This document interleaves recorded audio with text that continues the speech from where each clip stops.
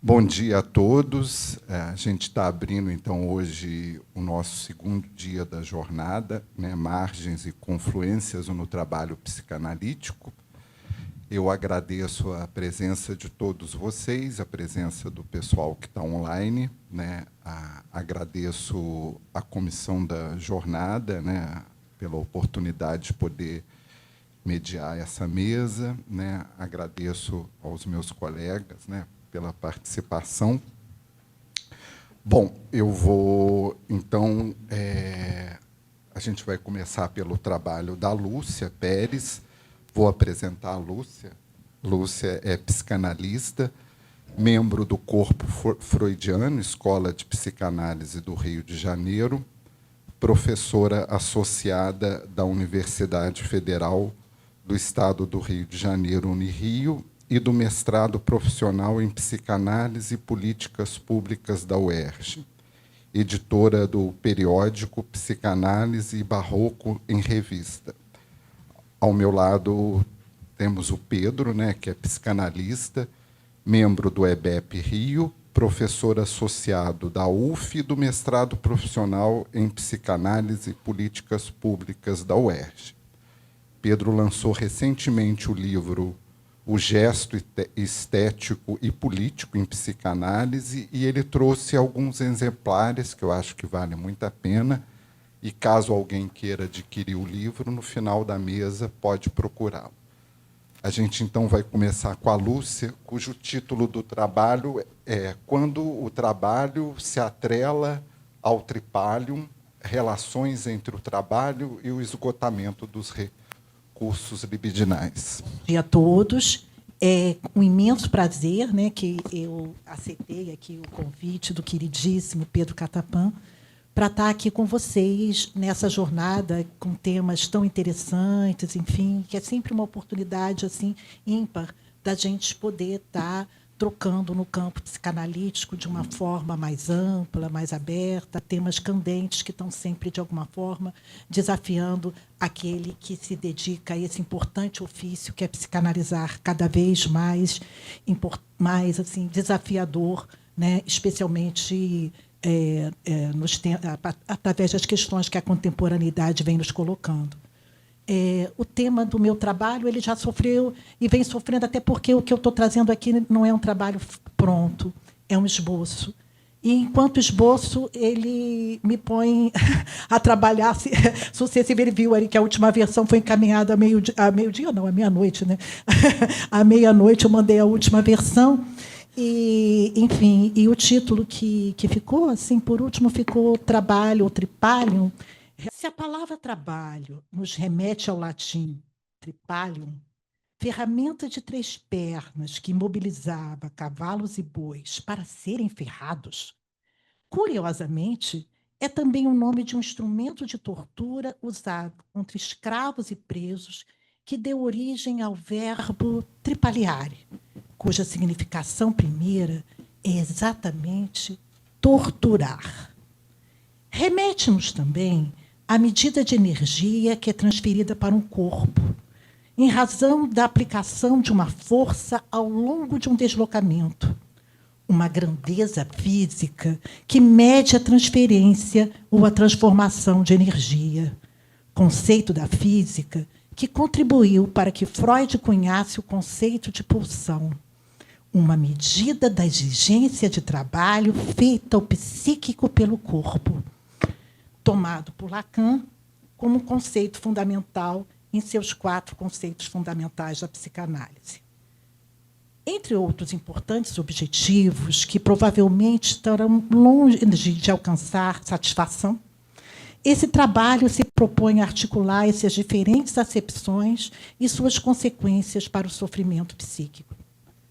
No alvorecer do século XXI, Domênico de Masi, em uma obra que se tornou clássica, O Futuro do Trabalho, Fadiga e Ócio na Sociedade Pós-Industrial, nos conduz a algumas indagações.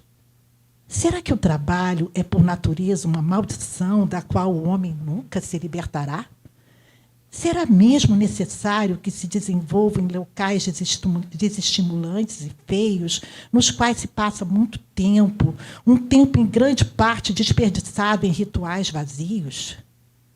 As burocracias do horário, do controle, da hierarquia são, de fato, produtivas? Por que motivo o trabalhador consente e avassala-se face ao sistema produtivo? Quais seriam os princípios dessa submissão? Em síntese, será que o trabalho que nos conduz ao dinheiro, imprescindível à nossa sobrevivência nas sociedades capitalistas, não pode fazer outra coisa além de nos torturar e adoecer? Nos últimos anos, dados de diferentes pesquisas, partindo de instituições diversas, apontam que, especialmente no campo do trabalho, questões relacionadas à saúde mental vêm aumentando exponencialmente. Uma tendência que, segundo a Organização Mundial de Saúde, extrapola as fronteiras nacionais e ganha contornos globais. Por sua vez, informações do Ministério da Previdência evidenciam que os transtornos mentais em nosso país já estão entre as 10 principais causas de afastamento do trabalho. Se em 2021 a CID-F42, outros transtornos ansiosos, já ocupava o 10º lugar, sobe em 2023 para o 5º lugar, sendo em 2024 apontada como a 3ª causa que mais afasta o brasileiro do trabalho.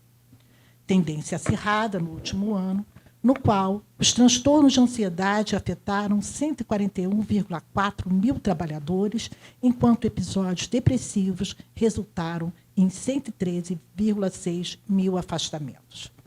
Situação que, no cenário global, é igualmente preocupante.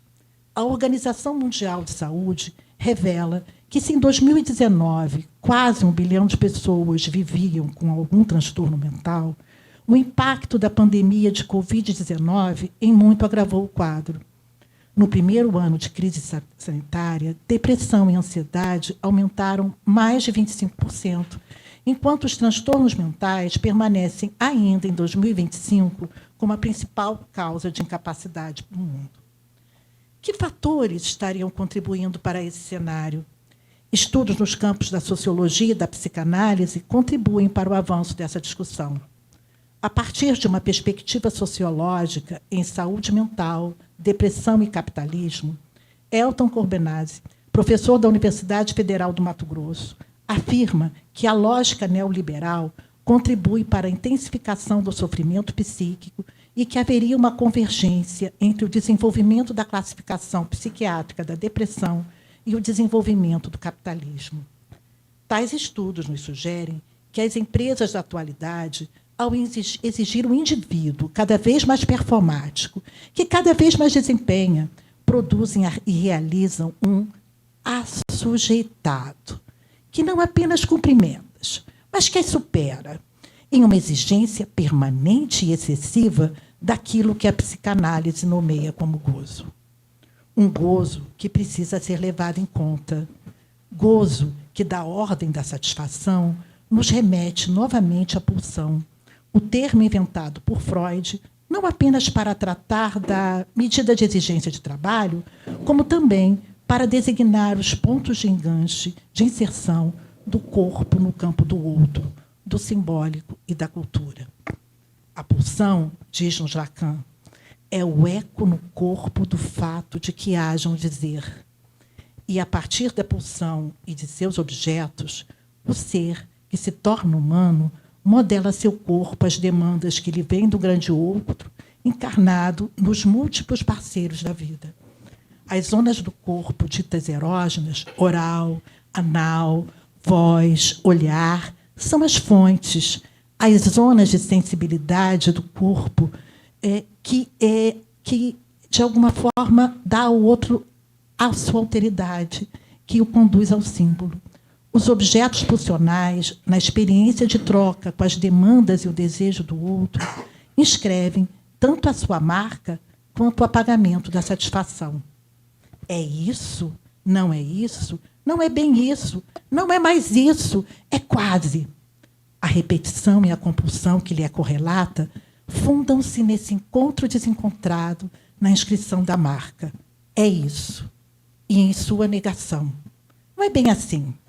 E os chamados destinos da pulsão derivam desse encontro desencontrado, destinando o humano ao melhor e ao pior.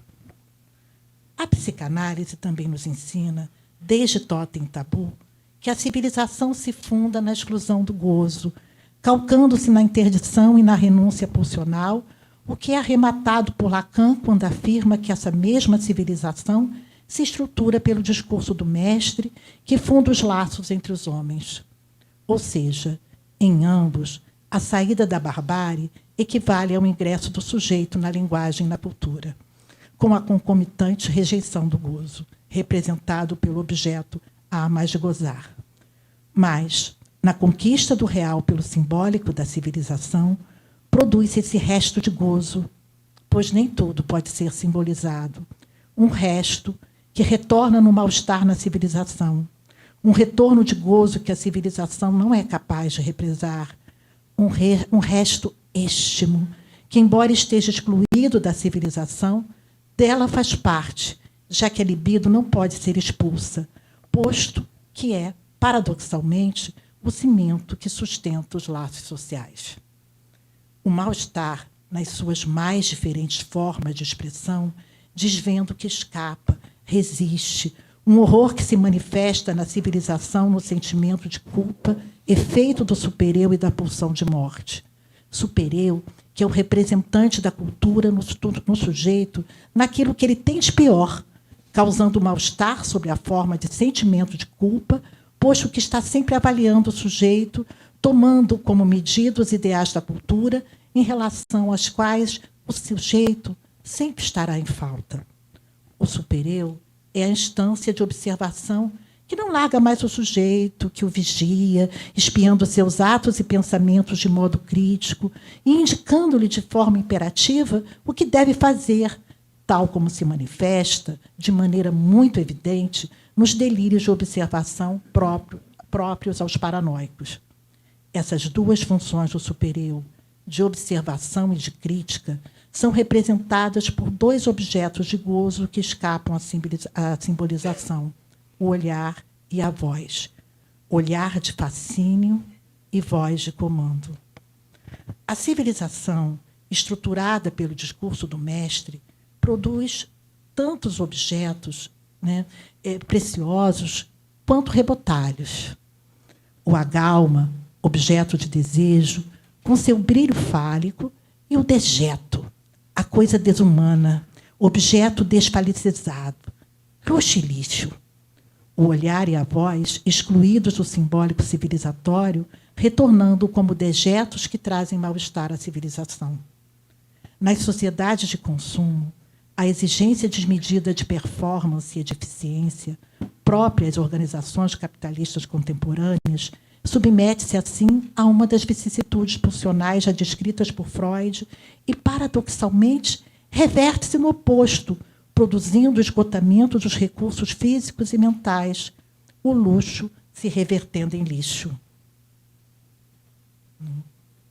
Não podemos perder de vista o quanto o discurso capitalista produz efeitos disruptivos sobre as coesões sociais, seja nas famílias, nos casais e também no trabalho, enfim, por toda parte, deploram-se os laços sociais tornados insuficientes, precários e até mesmo persecutórios. A clínica nos mostra que o desenlace ou a ameaça de desenlace é experimentada no trabalho, na estrutura familiar e nas relações ditas amorosas. Hoje, mais do que nunca, não se pode contar com nenhuma promessa de permanência. Se no que se diz respeito ao amor, sabemos desde sempre que não há nenhuma garantia, e quanto a esse afeto tão essencial, ele não atravessa a prova do tempo, no que diz respeito à família e ao trabalho, as coisas nem sempre foram assim. Há algo de novo se descortinando. Com as demissões decorrentes dos deslocamentos, dos fechamentos de fábricas, bem como da competição selvagem por emprego, a precariedade vem assumindo uma forma evidente. No cenário atual, paira sempre no horizonte a perspectiva da exclusão pelo desemprego. Assim, mesmo quando a precariedade não é vivida, ela é temida como um risco para si e para seus entes próximos, como já apontava Richard Sennett em A Cultura do Novo Capitalismo. Mas isso não é tudo. Existem ainda os efeitos dos remanejamentos da gestão tecnológica do trabalho e da administração das grandes empresas. Esses desfazem-se daquilo que, no passado recente, foram as solidariedades das equipes profissionais entre operários ou empregados, bem como da identificação desses últimos com suas empresas. Há, assim, algo da ordem do desenlace que se manifesta em todos os níveis, político, comercial, íntimo.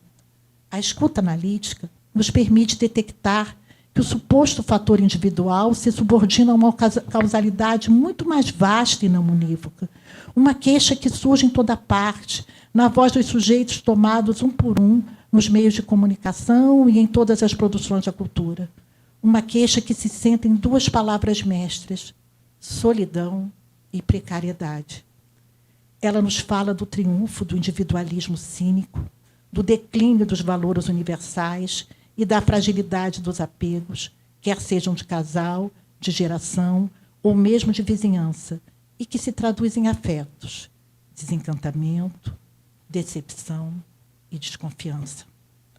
Obviamente, aquilo que singularmente os causa está sempre em questão, mas é certo que, em todos esses níveis, o sentimento de precariedade dos laços, o horizonte das perdas e dos sem recurso, tornou-se generalizado e desestruturante. De certa forma, o discurso do capitalismo funciona com o mesmo princípio do tráfico de drogas, o que talvez explique as formas compulsivas de muitos ditos novos sintomas: comer demais, beber demais, remédios demais, trabalhar demais. Sem falar na toxicomania, obedecem à mesma lógica totalitária que exige sempre, mais ainda, cada um dos 4 registros pulsionais, oral, anal, olhar e voz, sofrem um certo tipo de sedução, uma certa manipulação específica pelo sistema totalitário de cultura de massa sobre o império do eu, do mais, do tudo, do total, do sempre, do melhor, do demais, que nos leva do mal ao pior. Embora esses fenômenos não sejam tão novos, eles vêm adquirindo uma amplitude exponencial. Fala-se deles como nunca, e desde 67, Lacan já havia evocado, abre aspas, o remanejamento dos grupos sociais pela ciência, especialmente a universalização que ela introduz, e proposto uma interpretação atualíssima, quase que premonitória. Ele diz: nosso futuro de mercado comum encontrará seu equilíbrio numa extensão cada vez mais dura dos processos de segregação. Eis o ponto onde estamos, e a interpretação de Lacan recai sobre a incidência de um gozo mortífero no seio da própria civilização.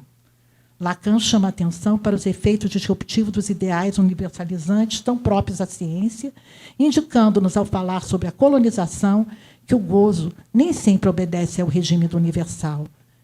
Deixar o outro entregue ao seu modo de gozo, eis o que seria possível impondo o nosso, não tomando como subdesenvolvido, diz-nos Lacan. Nos tempos atuais, não é mais possível colonizar como outrora, mas é possível assujeitar comercialmente e até mesmo fazer cruzadas e invadir outros países. Exemplos proliferam todos os dias. Basta ligar a TV ou nossos smartphones. Com o capitalismo financeiro, somos confrontados com um poder ainda mais aterrador, por ser acéfalo, sem mestre. Há uma nova conjuntura na qual os falantes estão submetidos a novos imperativos de sucesso, de consumo, de gozo, de novas possibilidades com o remanejamento da vida, de uma vida cotidiana que é trocada por objetos da técnica e tudo aquilo que, não sendo proibido, de alguma forma se torna obrigatório.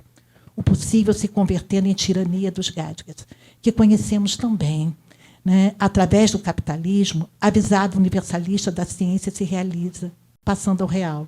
Nessa versão da ética, os bens se tornam a causa comum. Todos aditos aos produtos que, fabricados em série, fabricam o mesmo. Fabrica-se universal fácil, mas não produzem laços. No universo capitalista e universalista, não há lugar para eros. Não basta estarmos conectados com outros seres humanos para que se estabeleçam laços capazes de ultrapassar o individualismo. O computador é um modelo para a lógica do pensamento, mas essa banalização faz do homem uma máquina de onde o desejo e o inconsciente estão excluídos. Tudo é canalizado para a autogestão, autoimagem, autoestima, numa neurolinguística que nada mais, nada menos do que um subproduto, um refúgio da cultura do narcisismo que promove a inflação do imaginário. Bem dizendo o pulsional, a experiência analítica promove a possibilidade de frequentar uma outra economia de gozo, que, se efetivada, poderá também deslocar a questão do mercado. Abre-se a possibilidade para que se passe do preço do mercado, prêt-à-porter, para a criação, a invenção, né? Que cobra-se, e também, de alguma forma, cobra do sujeito, né? Abre-se a possibilidade de se reinventar a novos custos, a preços e preços. E é preciso que nos interroguemos sobre o que estamos dispostos a pagar. E, para tal, para ir além do torturante tripalium, muito trabalho psíquico faz-se necessário para estarmos à altura de nossa responsabilidade frenética e ética frente à civilização, não cedendo ao desejo do analítico. Não podemos finalizar nossa participação sem afirmar que, embora não haja satisfação garantida, é preciso apostar na colocação do pior em trabalho. É o que fazem os artistas, resistindo ao entorpecimento, ao assédio e à violentação, abrindo caminhos, atalhos, trilhas e pontes que possibilitam a sua expressão. É na lida com o pior que, femininamente, podemos contribuir para que o novo advenha.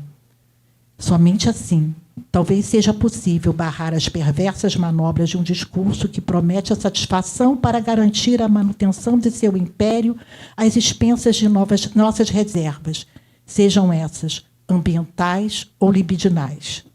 Dobremos nossas apostas. Quem sabe, como ainda canta e encanta Gilberto Gil, o super-homem venha nos restituir a glória, mudando como Deus o curso da história, por causa da mulher.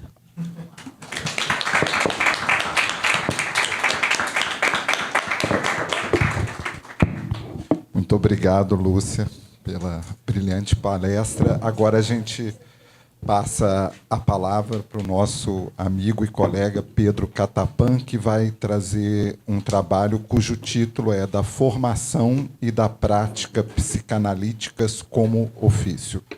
Vamos nessa. Alô. Bom dia a todos os colegas e quem está assistindo, quem não é colega do EBEP, mas é colega, no outro sentido, amigo do EBEP, né? E aos colegas e amigos da mesa, que os dois são colegas e amigos. Né? Agradeço o convite da Salete, né, para compor essa mesa. Então, vamos lá. Eu acho que essa mesa dialoga com coisas que já foram conversadas aqui nessa jornada, né? Teve intervenções sobre ofício e trabalho. Eu pretendo pensar ofício e trabalho não como um par de opostos, porque o ofício é um trabalho. Eu pretendo fazer uma distância entre ofício e profissão. Mas vamos lá. Se propor pensar a psicanálise como um ofício, tem por fim aqui tanto distingui-la enquanto trabalho do exercício de uma profissão, quanto demonstrar que sua transmissão e a formação do psicanalista são também diversos da formação profissional. Aliás, o exercício e a transmissão da psicanálise não poderão ser pensados como indissociados, uma vez que se trata aqui de um reposicionamento de um sujeito. Bom, talvez fique óbvio, mas como eu estou na dúvida se vai ficar óbvio, esse texto aqui é todo construído pensando nessa graduação em psicanálise aí, que está tramitando, né? Então, vamos lá. Após as revoluções estadunidense e francesa, a educação pela razão, e mais especificamente pela ciência, se tornou o método para a continuidade da Revolução Moderna diante das resistências e do que era chamado de ignorância. A felicidade coletiva prometida pelo sonho iluminista do governo pela razão dependia da formação de novos defensores da República, da democracia, da ordem, do progresso e da ciência. Além disso, Foucault nos mostrou que a escola moderna, tornada uma fábrica de indivíduos úteis e dóceis, através de seus métodos disciplinares, tornou possível a adequação das massas ao modo fabril sob a racionalidade capitalista, orientado pela e para a reprodutibilidade técnica.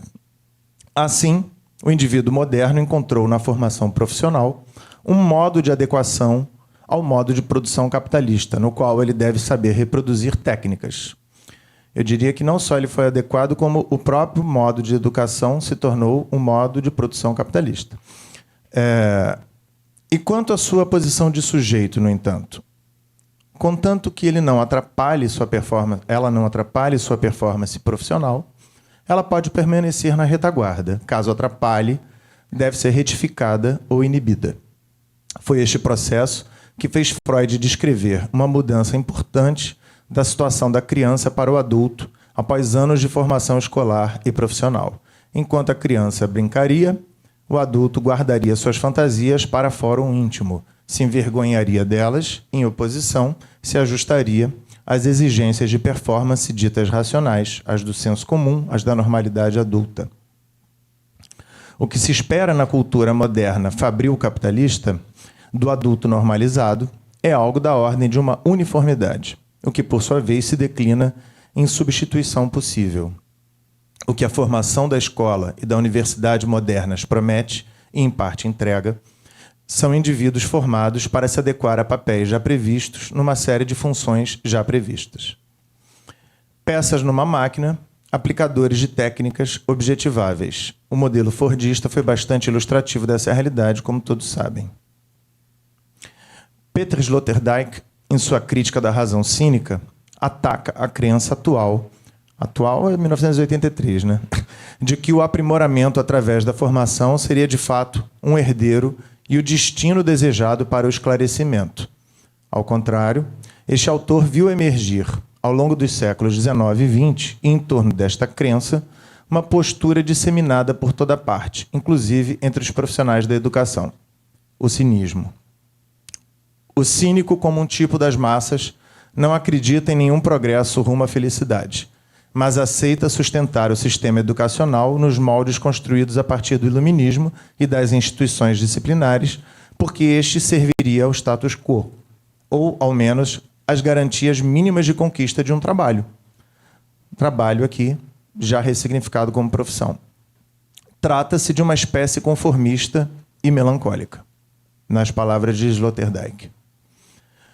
Cito ele: os planos de aula das escolas modernas são paródias da ideia de desenvolvimento. No sistema cultural moderno, a ideia do conhecimento corporificado decai nos docentes, assim como nos estudantes. Os professores são chefes de treinamento em cursos de aquisição de um saber distante da vida.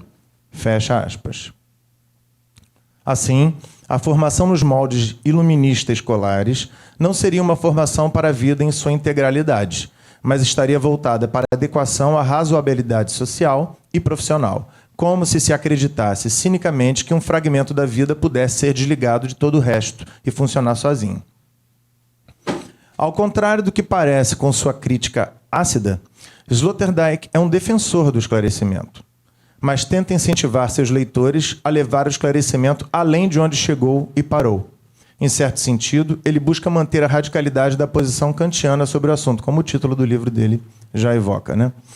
Quando Kant foi convidado a definir o que é o esclarecimento, descreveu-o como uma saída de uma posição de imaturidade da humanidade, a qual não chegamos. A imaturidade em questão seria aquela dos que suspendem o uso de sua própria razão ao se submeterem à autoridade de outrem. Kant almejava que obediência e uso da razão fossem claramente distinguidos um do outro. Como sabemos, o Lacan tem sua crítica a isso, mas não é por aí que eu vou, não. Não só Kant, mas outros autores do século XVIII viam a submissão à autoridade de outrem como algo que estaria em oposição a uma formação verdadeiramente transformadora e libertária. O convite à observação e à verificação da natureza, o tal experimento científico, seria valorizado como modelo de método formativo naquela época. D'Alembert e Lachalatois tomaram posição a favor desse modelo. Jean-Jacques Rousseau pressupôs seu Emílio nele também. Na enciclopédia, podemos encontrar a valorização de uma relação mestre-aluno, ao mesmo tempo anti-aristotélica e preventiva contra a massificação dos indivíduos. A referência usada ali é a oficina. O ofício, a relação entre o artesão e seu aprendiz, de origem medieval, mas que ainda vigorava, nos apresentaria um modelo de formação que seria interessante ao homem moderno, segundo eles, e, ao mesmo tempo, teria força crítica contra o cinismo massificante e fabril. Esta forma de aprendizagem cativou alguns iluministas, pois nela a formação não diria respeito a um verniz erudito aristocrático, cuja função seria transmitir a performance do poder, mas a formação como indiscernível de uma praxis e de uma vida, só assim sendo verdadeiramente emancipadora. Vale sinalizar que entre as práticas artesanais descritas na enciclopédia está, por exemplo, o trabalho de criação dos filhos, algo que se transmitiria de pais para filhos, para além das instruções objetivas. O que mostra que há um alargamento da noção de oficina naquela época, né? Aprende-se praticando, ajustando-se ou impondo-se ao estilo do mestre, à matéria, às ferramentas, às idiosincrasias e limitações de si mesmo, de modo que o saber fazer não se torna jamais padronizado nem objetivo. O artesanato, diferente do modo fabril profissional, não excluiria o sujeito, mas, ao contrário, informaria e seria informado pelo sujeito, que está presente no trabalho, na obra. É no trabalho mesmo que o sujeito emerge, segundo essa perspectiva. É comum que um artesão não saiba explicar como faz. Há algo de não objetivável na sua prática, de modo que a transmissão de sua arte só se faz fazendo, junto, através de uma afetação por seu estilo, por seus ditos e não ditos, por seu campo fantasístico. A gente tem uma palavra para isso, transferência, né? Portanto, parte do iluminismo acreditava que a racionalidade das oficinas era um modelo de educação mais benéfico à sociedade. Eles sonhavam com a felicidade, não é? Do que, por exemplo, o modelo hierárquico dos colégios do antigo regime, como também o do que se constituía como a escola moderna, já naquela época. Em outro contemporâneo de Kant, o proto-romântico Goethe, como vocês sabem, é o autor mais citado por Freud, né? As diversas formas de vida, em toda a sua multiplicidade e poder metamórfico, harmonizam-se na natureza e numa cultura mais vasta, as quais aglomerariam todas as possibilidades de ser. O projeto iluminista de formação profissional seria, desse modo, apenas uma entre as múltiplas possibilidades de a humanidade se organizar, e, se tomado em sua radicalidade, seria um limitador da vida. Para este poeta pensador, a vida será o maior valor que os homens ao qual os homens deveriam se voltar, mais do que a submissão às demandas do grande outro. A vida não sairia ilesa nas generalizações e uniformizações. Ao contrário, ela estaria na particularidade única de uma experiência, de uma realidade, de um ser humano também. A vida, para ele, se refere sempre à natureza, mas natureza aqui corresponde não ao eterno mesmo galileano, e sim à grande unidade que comporta todas as multiplicidades, todas as diferenças, todas as singularidades de cada existência. A referência maior não é mais a física, mas a biologia. A natureza não é mais a natureza racional da ciência iluminista, um objeto a ser estudado e manipulado.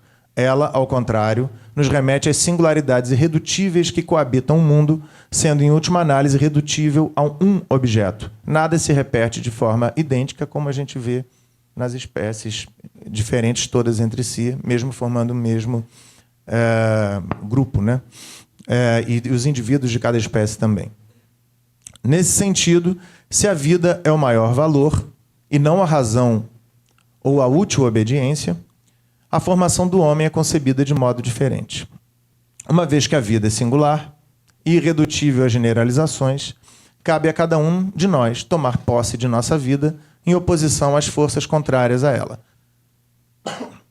A vida deve ser vivida em sua singularidade, O homem deve construir sua própria vida, tomar sua própria história nas mãos e conduzi-la. Deve se automodelar.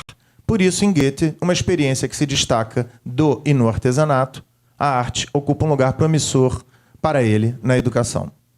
O romance de formação, invenção goetheana, é uma expressão na literatura dessa direção ética e estética. Trata-se da narrativa de uma vida como aventura, como um lançar-se na experiência e transformar-se a partir dela.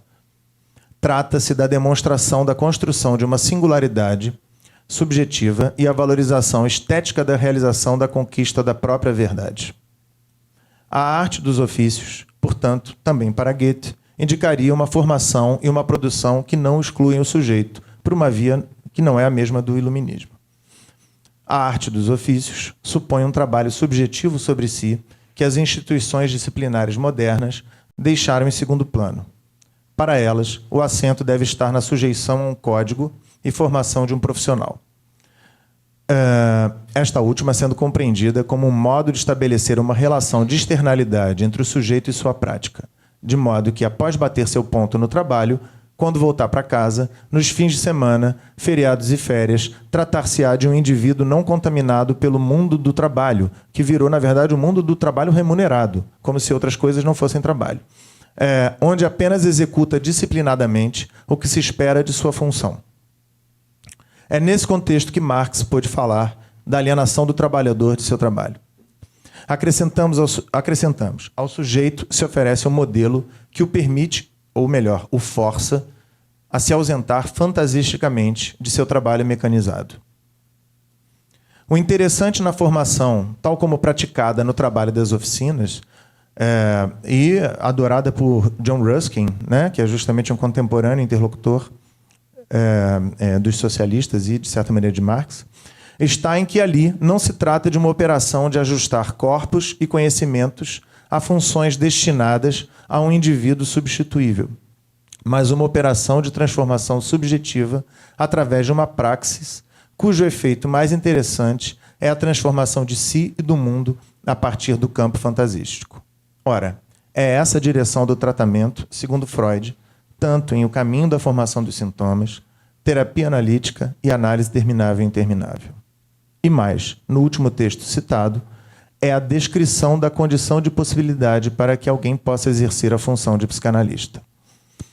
Ou seja, o modelo de formação e de prática psicanalíticos seria, assim, o modelo do ofício, não do profissional fabril, pois espera-se que um psicanalista tenha passado por este trabalho de modelagem de uma matéria, o si mesmo, o desejo inconsciente, as fantasias que o movem, seu apego narcísico, e tenha podido, com este trabalho, ao mesmo tempo, transformá-la e transformar a vida.